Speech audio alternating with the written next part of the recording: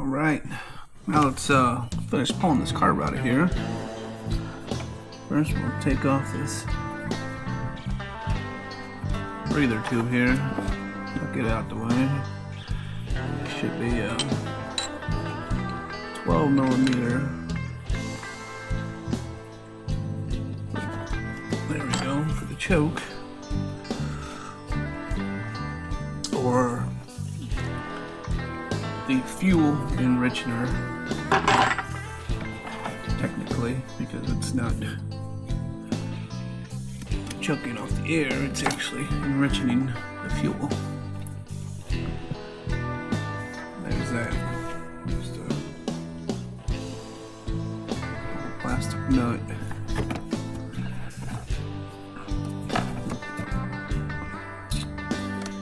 And then we have our fuel line here. Gonna pull off, maybe. Alright, there's the fuel line. Kind of tuck it up here too. There we go. Just gonna tuck it up that way. Now,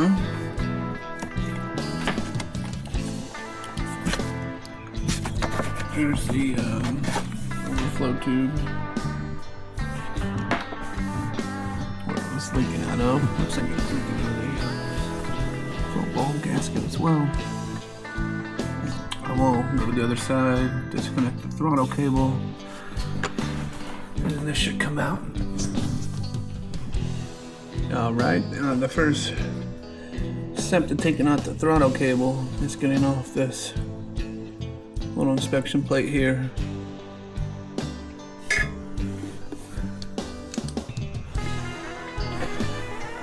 It just broke those screws loose. I attempted to break them loose with my Matco screwdriver, but if I'm not mistaken, oh no, I don't see them. Some of these screws on these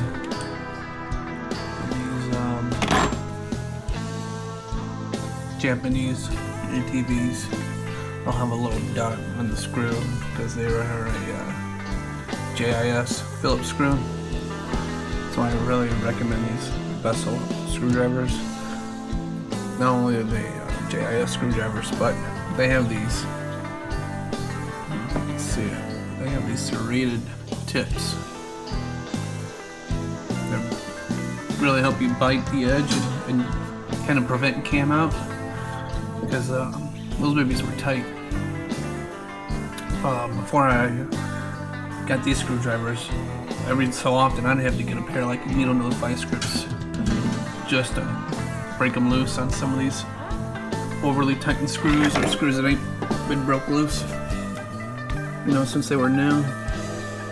But as you can see, they're all loose now. So we'll pull them the rest of the way out. And once they break loose, they're finger loose.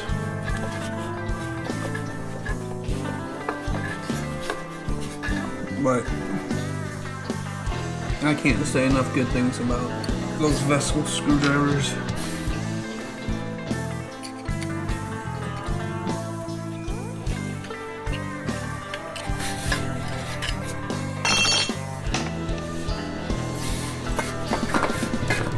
So there, this one's got some grease in there.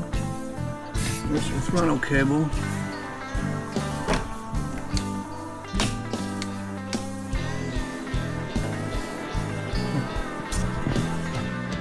So what I'll do is I'll hold that back like that, and that'll give me some tension, or free up some tension on the throttle cable, and then I'll pick out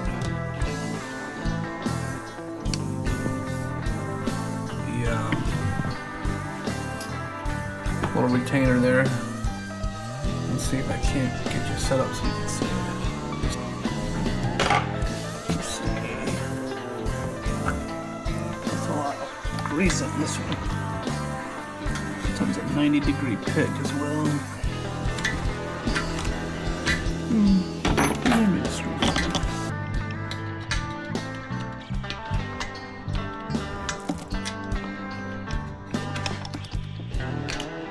there we go.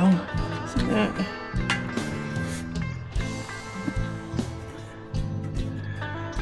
And you don't want to lose this guy. Throttle cable.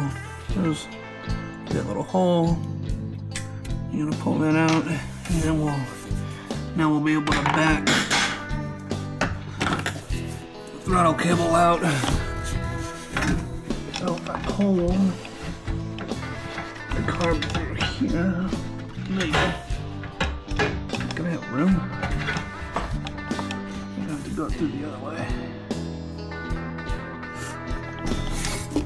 Anyway, we'll go out the other way. We'll take this 8mm wrench here.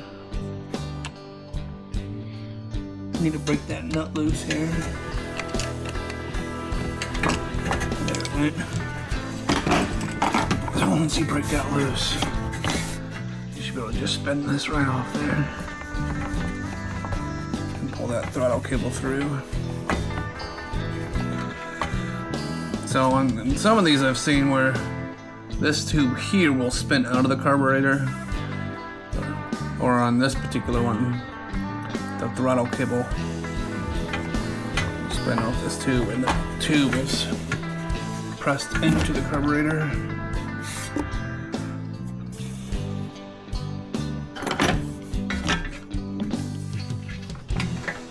Just like that.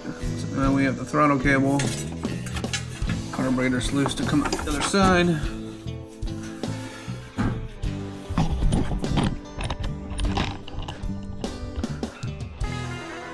Just like that. We should. I'm trying to slide it out the side, but because I have the airbox removed, I can just pull it out the back.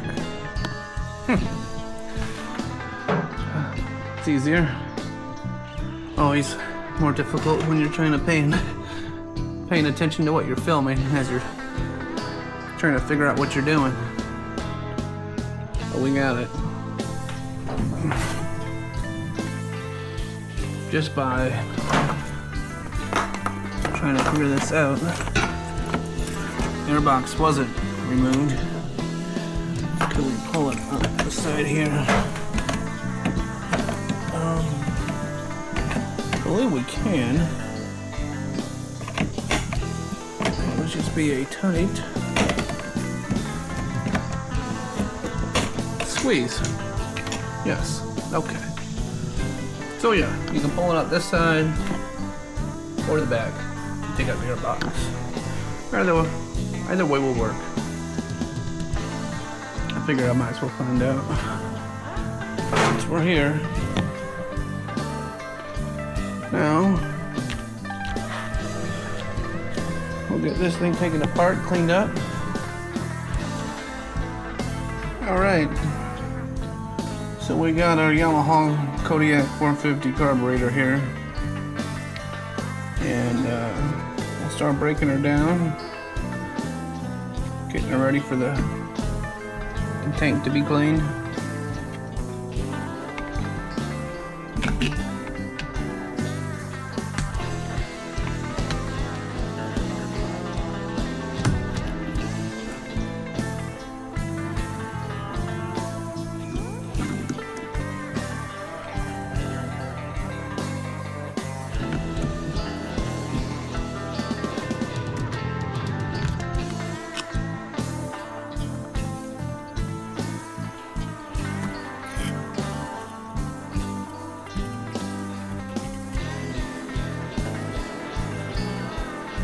Always a good idea to hold these diaphragms up to light. Hold a little pin light to them and just check for pinholes. Any small rips or tears. This one looks good.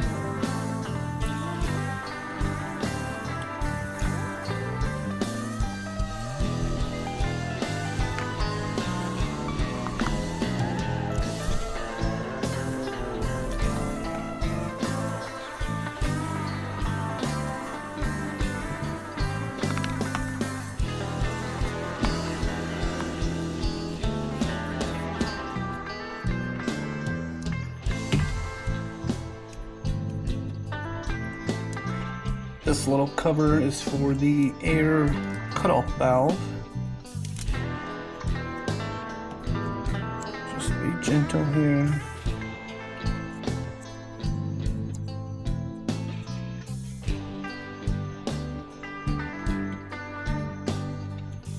These are normally pretty stout, so if they rip, it's probably meant to be. We'll probably due for a new one. Okay. Now we're going to flip it over.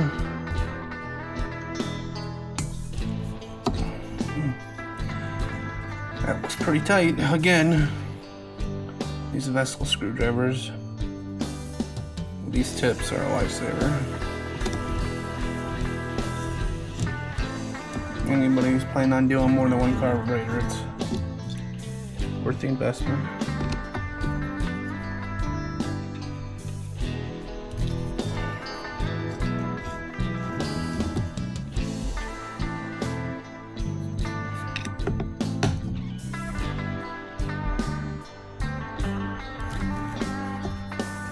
That one's not too bad.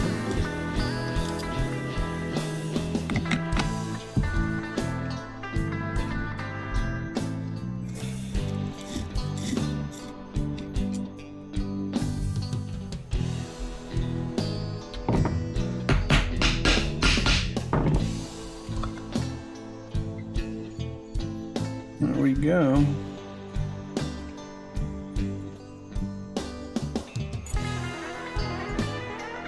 A little grainy.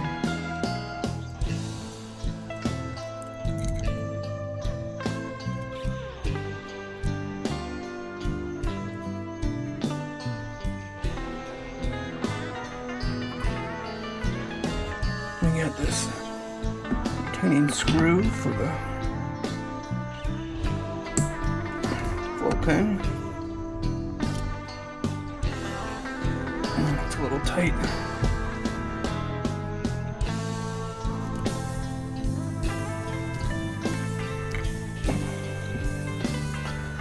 That was a little tight.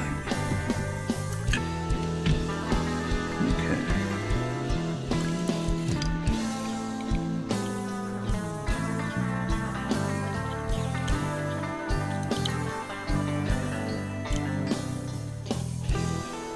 Ooh.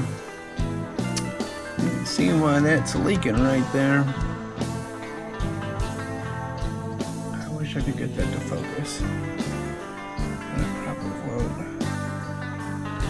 That rubber tip's got a nice groove. Nice ring around the rubber tip. That one's pretty bad. Okay, we're gonna also remove the seat nuts.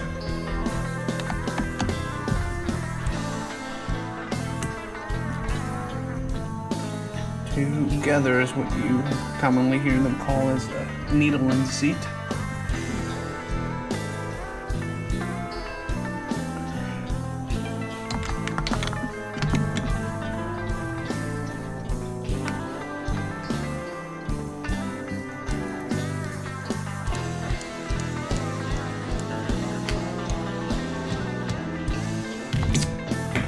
So the needle, the seat is in there pretty good.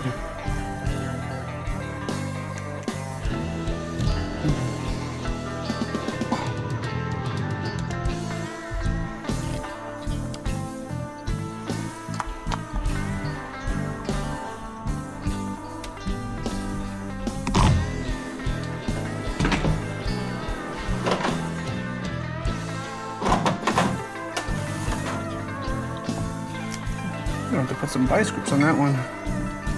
It's a good thing they're getting replaced, right? What's in there? If this doesn't work, what I'll do is I'll run it through the tank once, get it all loosened up, and then pull it out.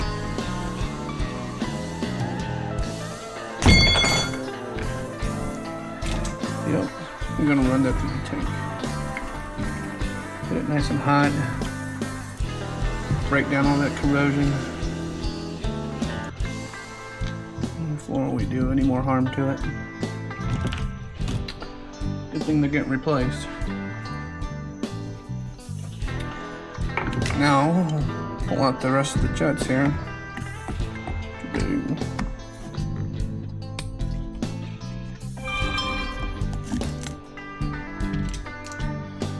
There's the main jet. Main jet's actually pretty clear.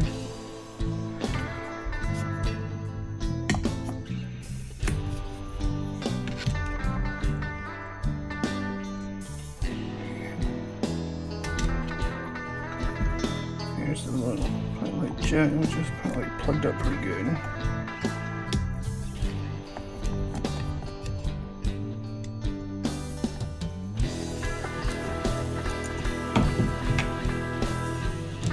Oh yeah.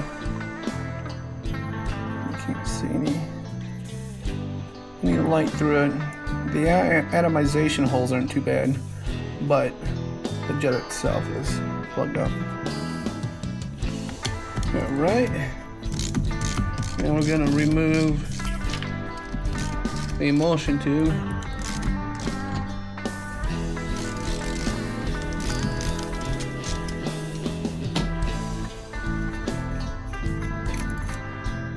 Oh, there's some crusties. See some of these? That bottom atomization hole is all plugged up. So I'll remove the air fuel mixture screw. It's good practice to count your turns in before you back it out.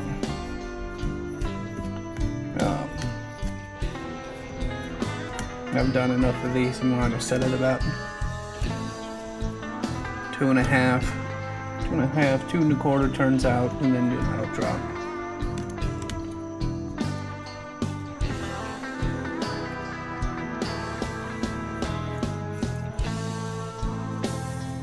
You want to make sure.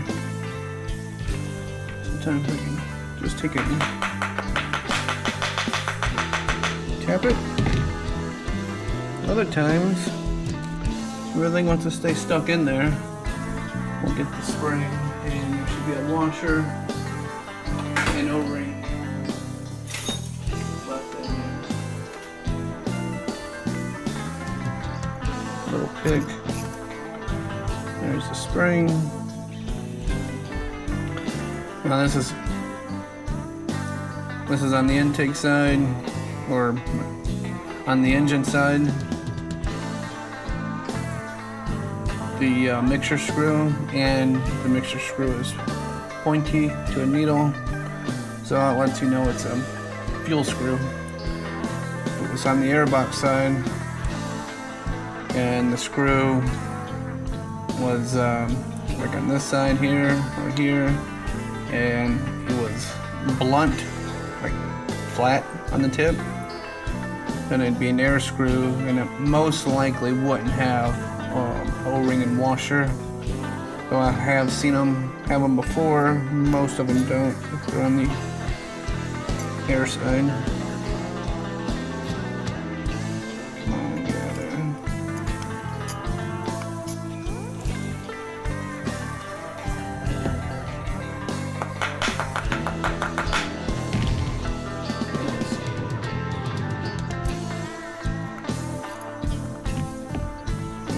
There's the washer.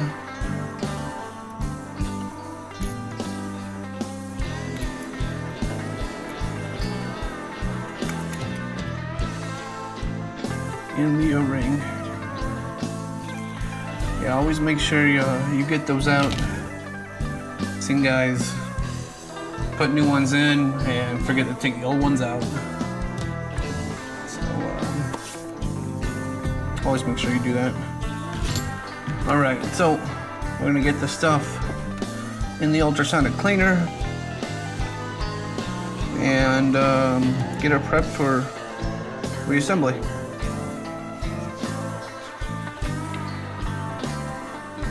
Alright, I just got the carb out of the ultrasonic tank. Let's see if we can't pull that seat out of there now. Normally that'll loosen it right up. There we go. And it did. So we'll finish getting this cleaned up and put everything back together.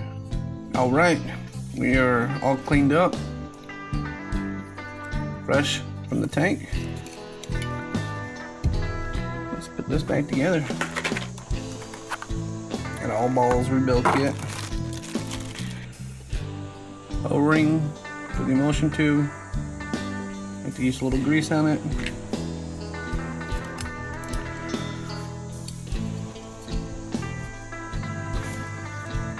Always a good idea to make sure the little tip in there doesn't slide out. Sometimes it will.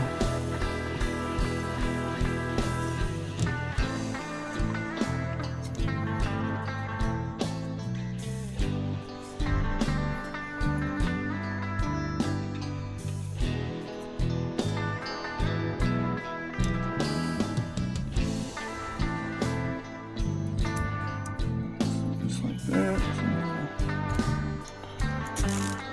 Take this up.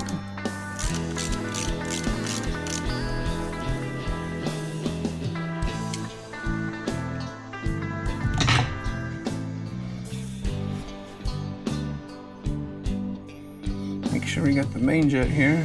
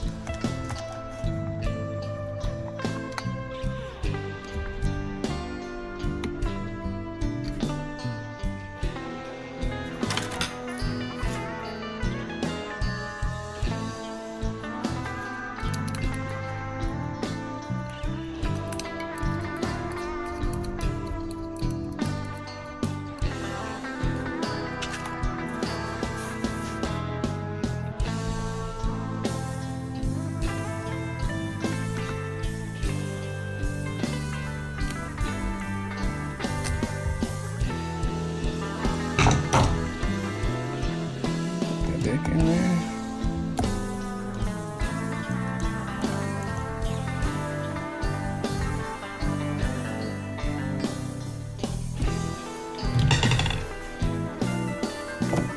I always like to reuse the OEM jets first.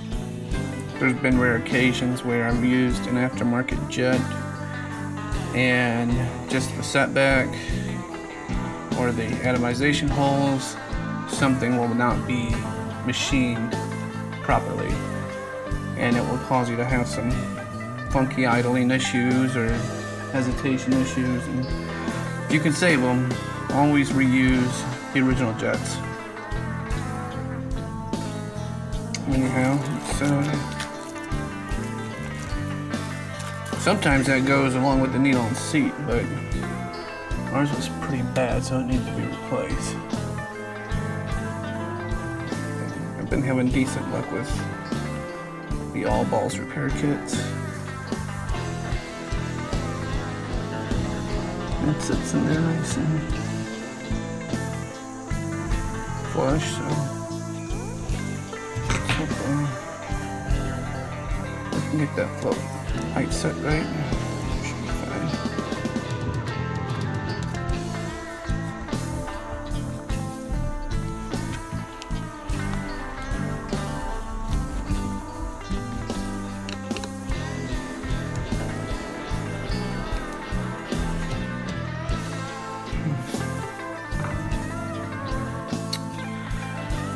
Okay, now get the new float needle.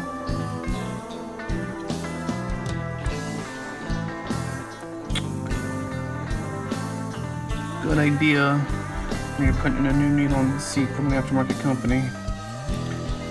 Compare a new float needle versus the old float needle. Comparing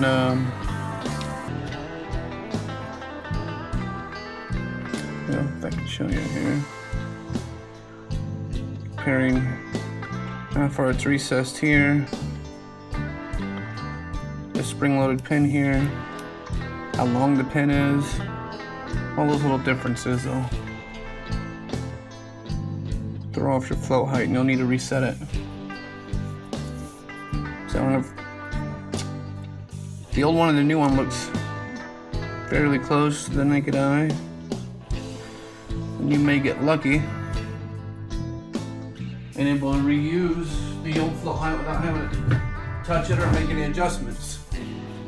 But a lot of times you'll have to reset the float height and make some adjustments by manipulating this tang here.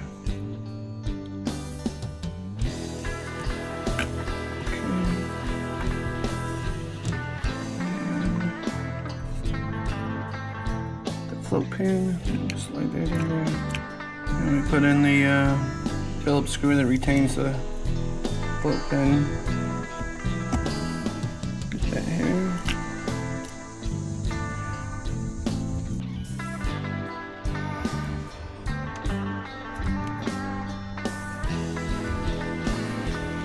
Okay. Now I'm gonna check the float height here.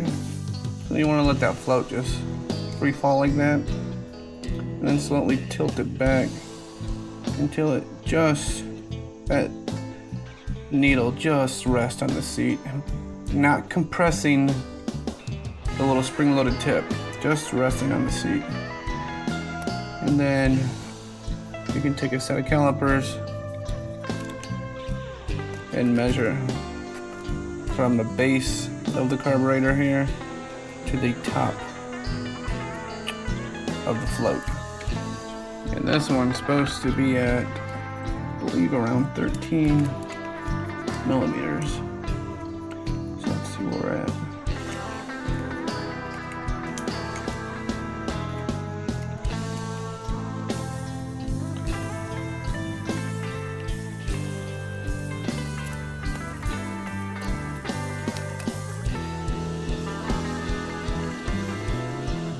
We are right on the money. Beautiful. So now, I like to take the float bowl gasket and just put a little grease on it just to help it stay in place.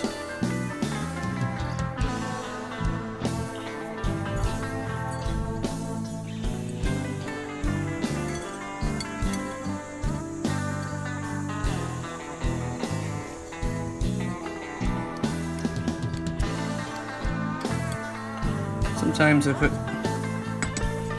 don't have enough and it's still flopped around like that right there, I'll take some grease and just kind of tuck it into the groove there, just like that. Put the gasket in place, wipe it around.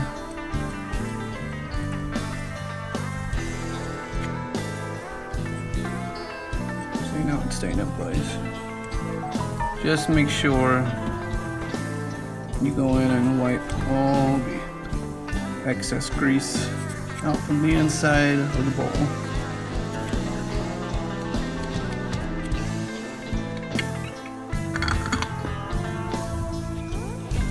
Just like that. And put some screws in it. Okay, get some screws in place.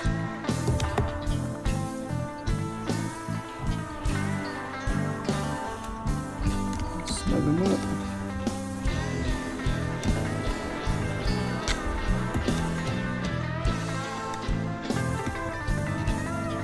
Gasket won't go anywhere. And now we get this cable holder for the idle adjustment cable. I'll just kind of put that on last. So get the float bowl in place. Alright, let's see. I'm having a hard time talking today. So, this, I believe, which way did it go? Is it this way? Is it this way or this way? Probably this way, huh?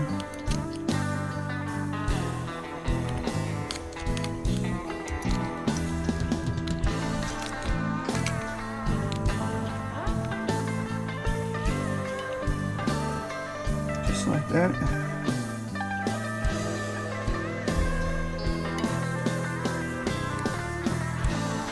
Looks about right to me.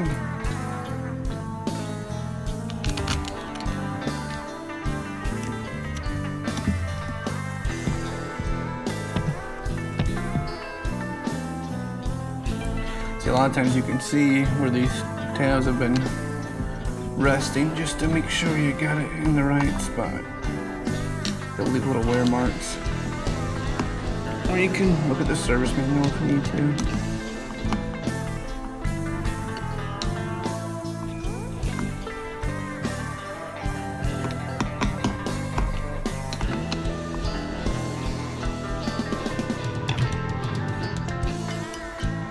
Then this washer here, go back like that and go right back into place. Let's see.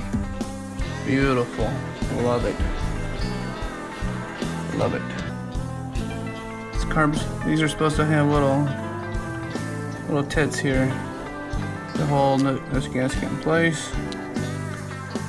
And those little tits go in these little holes here to line everything up. This thing's 20-something years old. At some point in its life, they have broken off. So it's probably been off a time or two. Anyways, we're gonna have to be careful. Keep it all lined up now.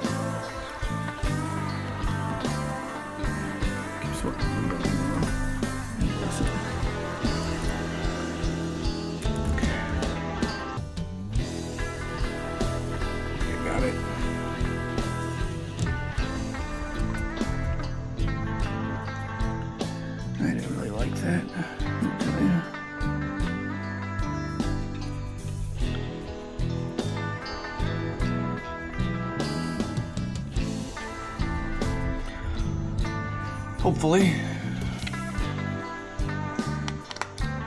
we got it. I feel okay about it. It's the first time I've seen both tits be broken off. Normally it's just like maybe one, but not both of them. Most of the time they're okay, because as you can see, unless you drop the carb when you're rebuilding it, it's pretty well protected.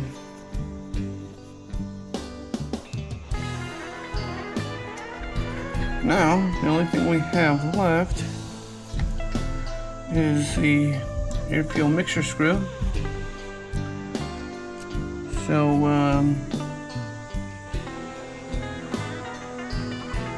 first, you install the spring. Mixture screw, spring, washer goes up against spring to prevent the rubber O-ring from being cut by the spring. And then, with any rubber, I like to ever so slightly put a little bit of big grease on it, a little bit of lube. That'll help everything go together real nicely.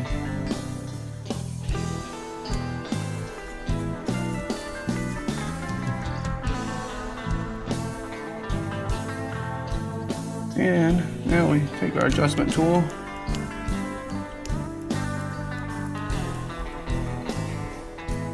our strap-on flathead screwdriver,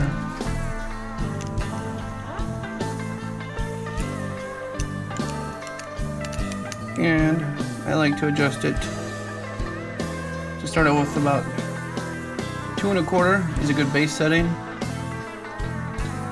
About 2 1/2 normally gets it just right. 1, 2, and then we'll make a idle drop adjustment if need be. And we have our slide.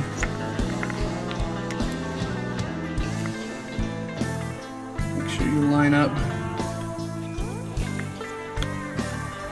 Slide needle there. Make sure this is all the way in. These will normally stay in place, but I've had some old stubborn ones in the past. And again, I'll just use a little grease trick and put some grease in the rim or the lip there and wipe off any excess. That's important. Your slide spring. This grip's pretty simple.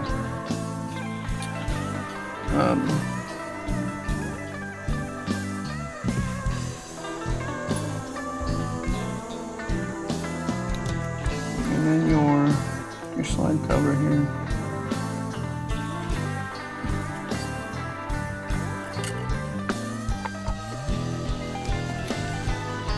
There we go.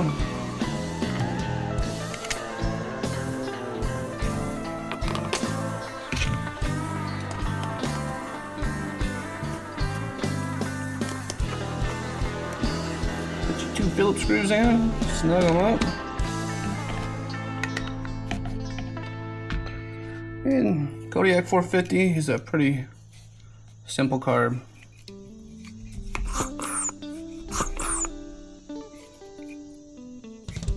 And you can bench test it if you want, put some fuel to it. Make sure your float's sealing so it's not coming out your overflow. But I've got faith